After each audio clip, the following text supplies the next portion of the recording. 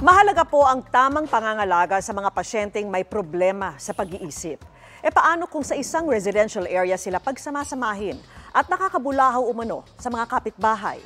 Yan po ang reklamong idinulog ng isang taga-Naga sa Sumbungan ng Bayan.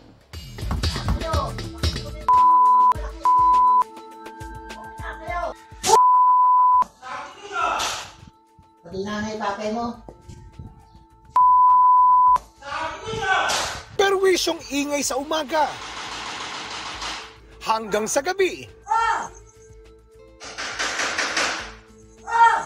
Yan ang inireklamo ng isang taga-barangay Pacol sa Naga City laban sa nakakabulahaw raw niyang kapitbahay sa subdivision. 2020 pa raw itong problema mula nang dalhin sa katapat na bahay ang 4 na tao na mayroon umanong problema sa pag-iisip. Idinilog na raw ito ng mga residente sa barangay pero walaan nilang naging pagbabago. Sabi naman ng barangay, kinukup dyan ni Pastor sapagkat sinteriyo ng pinakakuha nila. Hindi naman violente, hindi naman ano niya. Kasi natural lang yun na may something, di siyempre wala talaga yun sa tamang pag-iisip. Nang magbunta ang Naga City Social Welfare and Development Office sa lugar, Pinunta namin yung bahay na nireklamo. So doon lang nakatira. Pero meron namang nag-aalaga. So bali parang ministry work ng church para sa mga ka-member nila. Ano ang polisiya ng CSWDO hindi sa pag-aalaga ng mentally challenged individuals sa isang household? Dapat kung meron doon sa loob ng isang bahay, dapat yung balitang yun makarating sa amin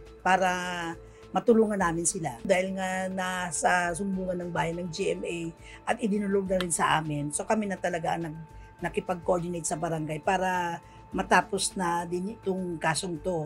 malinaw ang magiging aksyon ng opisina hinggil sa reklamo. Ang tawag kasi nila doon is residential facility. Although hindi naman sila license. Aalisin po yung 4 na pasyente sa tulong po ni Pastor. Pero yun po ay co-coordinate din doon sa facility sa Manila o kaya with the help of the relatives kung paano sila mailalagay sa isang facility. Nakausap na ng Naga CSWDO si Pastor Manuel Perez na nangangasiwa sa bahay at sang-ayon ito sa kanilang plano. Natawagan din natin ang pastor para makuha ang kanyang panig pero tumanggi siyang magbigay ng pahayag.